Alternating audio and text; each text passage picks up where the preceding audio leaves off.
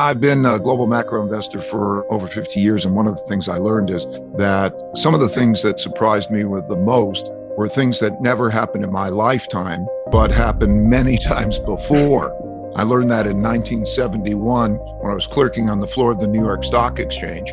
And the United States, on August 15th, President Nixon got on the television and he told the rest of the world that the gold that the dollars are supposed to be converted into, you won't get. And there was a devaluation. I worked on the floor of the New York Stock Exchange and I thought it was going to go down a lot, and it went up a lot. And I found the same thing happened on March 1933 with Roosevelt doing the same thing. And that taught me history repeats, but not necessarily in our lifetime. So three things are happening in our lifetimes that never happened before. And I saw that a few years ago, and I started to need to do that study.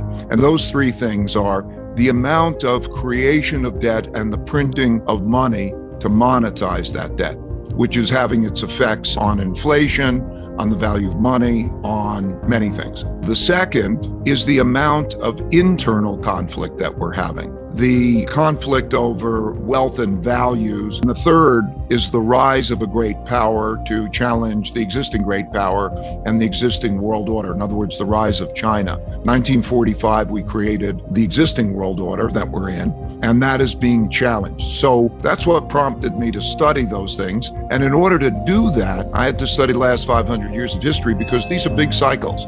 Thinking about the rise and decline of a reserve currency and its empires is a big cycle, and it was eye-opening. But I want to emphasize that the big cycle, it helped me understand what's going on right now with the Ukraine war, with the elections that are going to come up, with the economy, and so on. So that's why I did it.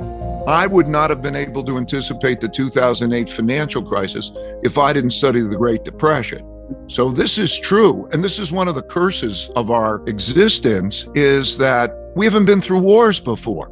Our generation has not had experiences before, right? Things that happen regularly. So experiences and painful experiences have taught me that I needed it. We're going into an environment with this large creation of debt and printing of money, which is very much like going from the 1960s to the 1970s. You know, what happens is people get used to an environment. There's a paradigm, and a paradigm is sort of a mindset. And so if you look at it, they often last about a decade. The 70s was an inflationary decade.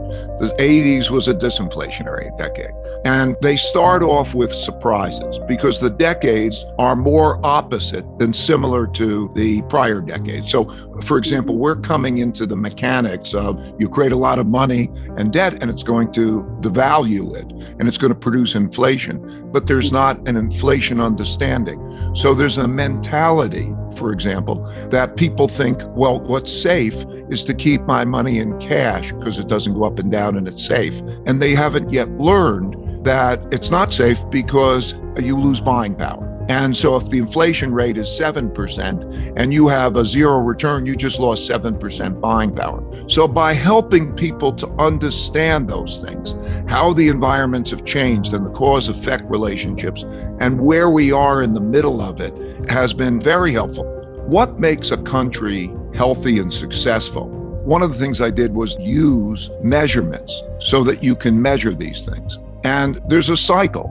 And the cycle starts off with the basics. Usually there's an order. An order means a new system that comes into place. 1945, there's a war. The winners of the war get to determine the rules. That war can be an external war, it could be a civil war, but then the new power comes in and there's a new system, new rulers. And the basics start off with good quality civility with each other. Education.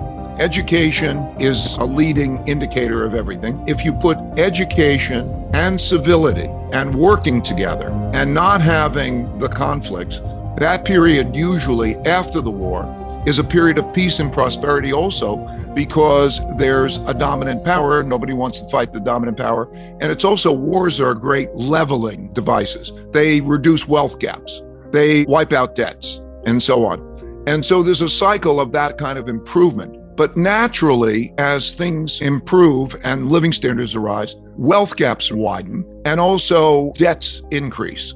And it's quite true for countries that have reserve currencies because they're allowed to borrow from the rest of the world because the rest of the world wants to save in that currency. And so quite often that cycle produces a lot more debt and larger wealth gaps. It also produces great inventiveness, but it also enters a new generation who haven't been through war, who might become maybe a little bit more decadent and not invest in infrastructure and education and the fundamentals that make things healthy. And as a result, you get larger wealth gaps and you get angry and you have more debt. And so a classic set of ingredients is that level of indebtedness and then losing the fundamentals. And of course, what happens is other competitors rise. So other countries after the war, Germany, Japan, they recover, China and other countries recover, and they become viable competitors in that.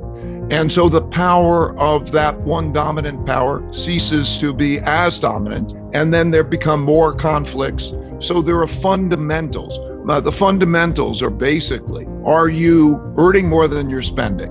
Are you well-educated and civil with each other? Are you productive? Are you competitive in the world?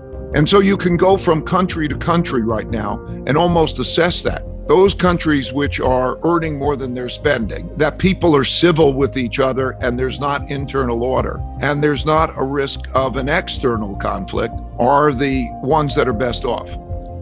The Ukrainian situation is part of a greater story, which is the world being bifurcated and not dominated by a single power. And you can see how it's lining up. You can see which countries, by their actions, are lining up which ways in this conflict. The United States, the NATO countries, as it pertains to the Ukraine, but not as it would pertain to Asia.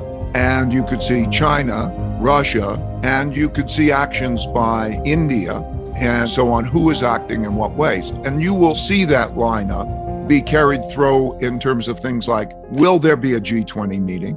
And who will be on what side of the issues pertaining to that. So you're seeing this world polarity begin to line up, and you're seeing questions we'll see. This is like a test war. Many cases, and most cases in war, there's not a good understanding of how the actual war would take place.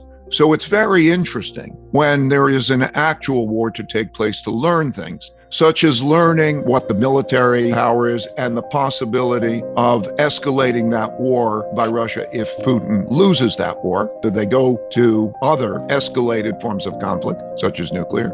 And also, it's a test of American sanctions. The greatest weapon the United States has, the only really unique weapon anymore, is the power of its economic sanctions. So the world is getting to see, will those sanctions work? Will they change the outcome? For example, what will be the economic consequences to Russia of those? Will that be a 10 or 12% decrease in GDP, which would mean not a very tolerable set of circumstances? And so we're learning three things I think we're learning at the moment.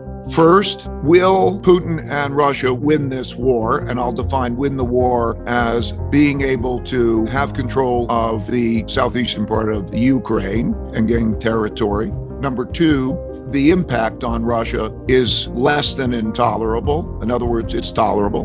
Number three, that he remains in power. If those things exist, then he would have a win. In other words, the cost of it would have been worth it. So there's that question. The second question is, what will this mean for sanctions, the power of sanctions, and also the cost of sanctions? Because we have a cost in the form of holders of dollar-denominated assets in many countries are now nervous that they could be sanctioned. You know, will the Chinese, will the Indians, will the Middle Easterns, who might be sanctions? And that's having an effect on capital flows. So what we'll learn, what will that effect be? And then we will learn of how the sides line up. And that is really a lot of learning for what the next episode is going to look like. It's so interesting. If you were to watch these things happen, World War II, you'd see almost identical. In other words, you would see that Japan was sanctioned, a series of sanctions. The oil was embargoed. The assets were frozen, and they were trapped, in a sense, economically. And then they responded with Pearl Harbor. And you could see always economic warfare, intense like that, cut them off, is something that happens before there's a military conflict. It's almost like it reads the same. But it's true that over time, the world has become more interconnected. It's interesting with the First World War. I mean, think about it. If you go back a few hundred years, it took a day. In a day, you could travel 25 miles. Today, in a day, you can be on the other side of the world. There's instant communications. So the First World War was the First World War. And the Second World War brought us more together, and it was the Second World War. And so then we are all connected, and that brings us in that position. History has shown, interestingly, that connections did not minimize the chances of war. In fact, for example, in World War I, in order to minimize the chances of wars, which was then run by royalties, they intermarried. And there was nothing closer than to be intermarried, and yet they went into World War I and so on. So I think the connectivity, and it also brings up other issues like literally cyber connectivity and so on, and it creates a dynamic. It means that there are less safe places in this world war.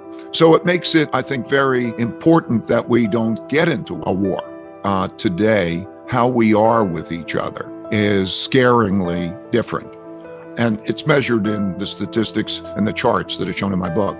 There is the greatest political polarity since 1900. And there's a real question of whether in the next election, either side will accept losing. There is a question about the acceptance of the rules. There is a moving to different states, not just for tax reasons, but for values differences, great differences. And there's much more fighting between the rich and the poor. And there are great differences, greater differences. It becomes always more and more intense until there is a war. We are in the early stages of a type of civil war.